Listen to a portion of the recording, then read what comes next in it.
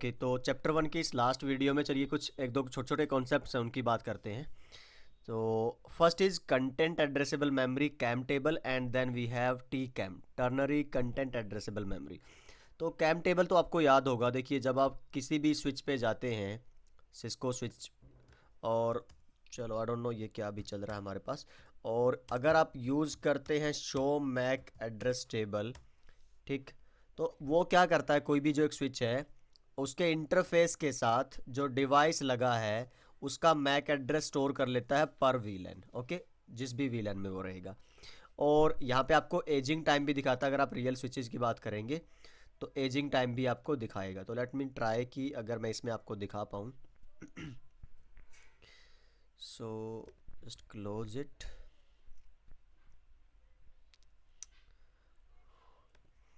Okay, show MAC address table, no, तो command इसकी चलेगी show MAC address table, this one. तो यहाँ पे भी नहीं दिखा रहा है मुझे, यहाँ पे एजिंग भी दिखाएगा आपको कि कितने टाइम से ये मैक आपके इसमें टेबल में है और मैक्सिमम टाइम कितना होता है। और let's say show MAC address table ageing time, yes 300 second. Okay, तो ये सेपरेटली है। तो यस, ये आपका रहता है कंटेंट एड्रेसेबल मेमोरी, कि जो आपके स्विचेस हैं उनके अंदर पर्टिकुलरली लेयर 2 की इंफॉर्मेशन को स्टोर करने के लिए एक एड्रेस मेमोरी रहती है जिसको हम क्या बोलते हैं, कैम टेबल। और जो क्या स्टोर करती है, आपके मैक एड्रेसेस को स्टोर करती है। ठीक है, तो ऐसे ही अगर आप कोई भी एक लेयर 3 स्विच लें या लेयर 2 स्विच रहे तो आपके दोनों के अंदर कैम टेबल वो मेमोरी आपको मिलेगी ही मिलेगी। लेकिन अगर मैं बात करूँ इस स्विच में, अगर एक कमांड चलाऊँ यहाँ पे, तो वो कमांड क्या रहेगी आपकी, show S D M prefer, right. ये कमांड अगर आप रन करते हैं तो यहाँ पे इसके आउटपुट देखिए, कितनी आपको फील्ड्स दिख रहे हैं, 1 2 3 4। यहाँ पे क्या लिखा है, Q O S, security X, और फिर आपका I G M P, unicast MAC. तो ये जो दोनों मेमोरी है, देखिए समझिए, जो आपकी कैम टेबल है just for storing MAC addresses, ये उसके लिए है। लेकिन अब ज़रूरी नहीं है ना कि एक जो स्विच है आपका उसको सिर्फ कैम पे ही काम करना या मैक पे ही काम करना, नहीं। अब आप L3 स्विच की बात करते हैं, मान लीजिए ये वाला स्विच है, इस पे आपने क्वालिटी ऑफ सर्विस भी कॉन्फ़िगर कर रखा है। इस पे आपने क्या बोलते हैं, एक तरह से वो लेयर 3 की जो फिल्टरिंग है ना, आईपी फिल्टरिंग, एक्सेस लिस्ट, वो भी आपने लगा रखी है। तो हम क्या करते हैं, उसकी जो एंट्रीज है हम एक अलग से सेपरेट मेमोरी में डाल के रख देते हैं। वाई, देखो अब राउटर के पास बार बार जो सीपीयू है उसका, उसको डिस्टर्ब ना करें आप, उसके पास आपकी सारी रिक्वेस्ट जो आपकी उसकी उसको ही ना हैंडल करनी पड़े, जो भी क्वेरीज है या इंटरप्ट्स हैं वो सारे आपके डायरेक्ट आप इन टेबल से उठा पाओ, क्योंकि इनपुट क्या थी इसके अकॉर्डिंग आपको आउटपुट क्या चाहिए और फिर आप वो प्रोसेस करें उसको। तो थोड़ा आइडिया क्या है कि सारी प्रोसेसिंग को, सारे प्रोसेसेस को आप सेपरेट कर देते हैं। यहाँ पे ये क्या है, मेमोरी आती है आपके पास एस डी एम, और इसकी फुल फॉर्म आई थिंक रहेगी आपका, यहाँ पे मैंने ज़रूर लिखा होगा आपको, switching database manager, S D M. Okay, तो ये टेबल्स बनती है और इस टेबल का मतलब क्या है, ये कुछ मेमोरी है और इस मेमोरी को आपने डिवाइड कर दिया। जैसे बाय डिफ़ॉल्ट आप देखेंगे कि ये आपकी डिफ़ॉल्ट टेम्पलेट है। ओके, इस मेमोरी को मान लो, ये मेरे पास क्या है 50 एम बी मेमोरी, मैं एक फॉर एग्जांपल मान के चलता हूँ 50 एम बी। ओके, इसमें से कुछ मैंने दे दिया कि भाई तुम्हें काम क्या करना है, मैक एड्रेस, जो आप कैम टेबल बोलते हैं ना, वो ये है सिर्फ कितने एड्रेसेस आपकी मैक एड्रेस टेबल स्टोर कर सकती है, दैट इज 6K। ओके, तो 6000 जो आपके एड्रेसेस है आपकी मैक टेबल में आ सकते हैं, वो यहाँ से डिफाइंड, आप इसको चेंज भी कर सकते हैं, आप इसको घटा बढ़ा भी सकते हैं। मीन्स आप क्या कर रहे हैं, मान लो आपने 5 MB जो स्पेस था वो किसको दे रखा है, आपकी कैम टेबल को। ओके, और बाकी जो 40 या 45 MB बचता है वो क्या है, मान लो कुछ आपने दे दिया ACL स्टोर कराने के लिए, तो आप कितनी एंट्री स्टोर करवा सकते हैं ACL की, 1K। आप QoS की एंट्री कितनी है, 500, इस तरह से। ठीक है, तो अब मान लो आप चाहते हैं कि आपका जो ये लेयर 3 स्विच है एक ऐसी जगह लगा है जहां पे आपको मैक एड्रेस की इतनी जरूरत नहीं है जितनी आपको ACL चाहिए। यहाँ पे आपको किसके लिए यूज करना है, ये सिक्योरिटी डिवाइस की तरह यूज करना है। ओके, तो मैं वहां पे क्या करूंगा, इन वैल्यूज को बढ़ा दूंगा, तो अल्टीमेटली क्या होगा, ये जो बाकी वैल्यूज थी कम हो जाएंगी। एक एग्जांपल दिखाता हूं आपको करके। तो एक बेसिक आइडिया समझिए कि एसडीएम क्या है, टोटल मेमोरी है और इस मेमोरी को आप अलग अलग टास्क के लिए रेफर कर सकते हैं। तो जैसे मैं बोलूँ एसडीएम और प्रेफर जैसे क्वेश्चन मार्क करेंगे ना, मल्टीपल फीचर्स मिलेंगे। मैं बोलता हूँ कि इसको वीलैन के लिए नहीं, राउटिंग के लिए मेरे को प्रेफर करवाना है। तो क्या कहता है, आप यहाँ पे पहले इसको कंपेयर करिए, जो पहली वैल्यूज थी ये देखिए ज़रा, 6K 1K 8K। तो IPv4 के यूनिकास्ट रूट कितने हैं इसके अंदर अभी, 8K 8000। और आपके मैक एड्रेसेस कितने आ सकते हैं इसके अंदर अभी, 6000। ठीक है, तो अब ये क्या कह रहा है कि रीलोड के बिना ये काम नहीं होगा, तो सेव कर दीजिए और एक बार रीस्टार्ट कर लीजिए इसको। ओके, तो अभी आपको कुछ वैल्यूज़ में ना चेंजेस मिलेंगे।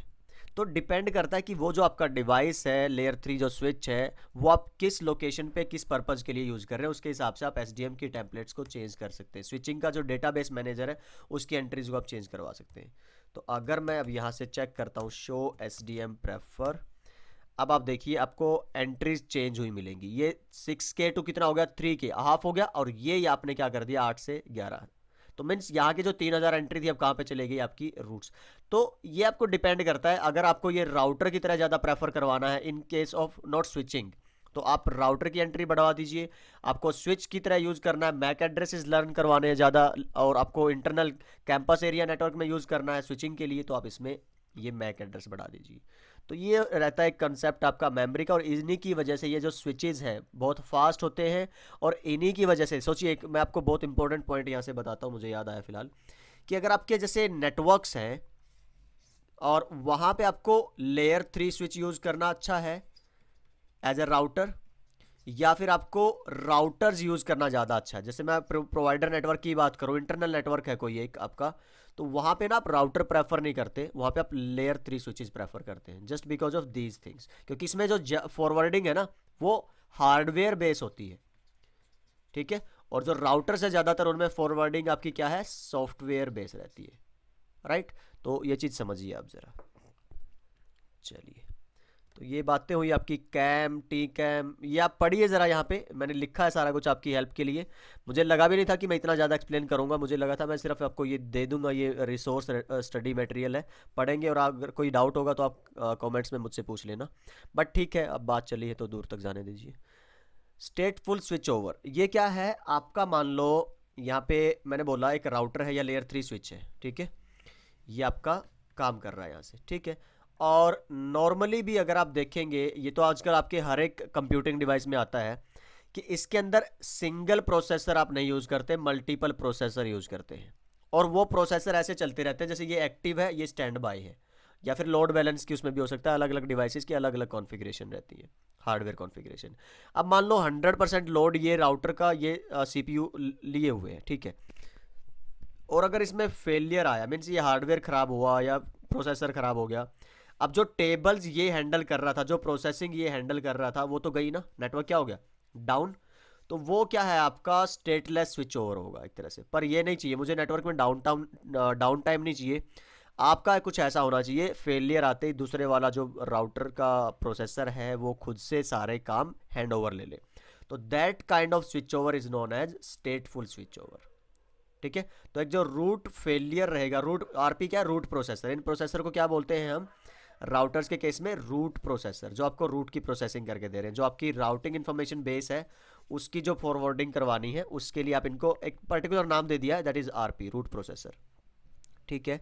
तो हमेशा ये क्या रहते हैं आपके, एटलीस्ट ड्यूअल रहते हैं, ताकि आपको क्या अचीव हो पाए, हाई अवेलेबिलिटी। मीन्स एक अगर डिवाइस डाउन भी है, अगर याद हो आपको HSRP हमने बात की थी, है ना, HSRP क्या यूज़ करते थे, दो राउटर, एक ISP का कनेक्शन इस पे एक इस पे, मान लो अगर इसमें इशू आता है तो आपको इंटरनेट मिलता रहे, चलता रहे, ठीक है।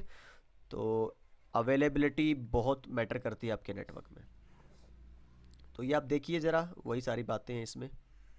तो no down time and everything, SDM template की मैंने बात की अभी। तो ओके, आई थिंक इसमें कोई डाउट होना नहीं चाहिए आपको, बट स्टिल अगर कोई डाउट है तो कमेंट्स में ज़रूर बताइए, तो मैं मे बी के नेक्स्ट वीडियो में ट्राई करूँगा ये बता पाऊँ आपको। तो ये कुछ कमांड रेफरेंसेस है जो हमने इस चैप्टर में यूज़ की हैं, तो एक शॉर्टकट टाइप मैंने डाला है, देख लीजिए ज़रा। और if you want to take a screenshot आप वो भी कर सकते हैं। मैं थोड़ा सा साइज़ एक बार इसका छोटा कर देता हूँ, ये लीजिए, ठीक है। तो हर एक कमांड का अलग फीचर है। तो ये जो कमांड्स है टोटल हमने यूज़ की थी इस वाले चैप्टर में। तो चैप्टर 1 हमारा कंप्लीट हुआ, और चैप्टर 2 से स्टार्ट करेंगे हम STP, स्पैनिंग ट्री प्रोटोकॉल। बहुत एक like if you can see here, ये चैप्टर मैं इस पे काम कर रहा हूँ अभी और ऑलमोस्ट डन है। जैसे ही कंप्लीट होगा आजकल में हम स्टार्ट करेंगे एसटीपी के ऊपर। तो थोड़ा रिवाइज कर लेते हैं एक बार चैप्टर 1 को जो हमने पढ़ा है। Forwarding of network traffic from a layer 2 perspective uses what information.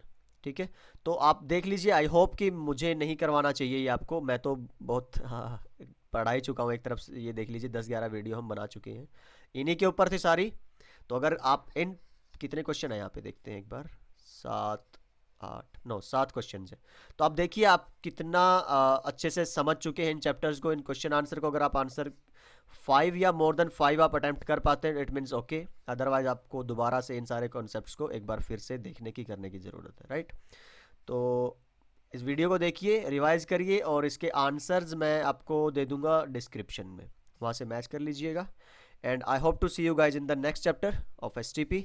तब तक के लिए अपना ख्याल रखिए, अपने आसपास के माहौल को साफ सुथरा रखिए। And yes, bye bye, take care. सीखते रहिए, सिखाते रहिए और मस्त रहिए। बाय।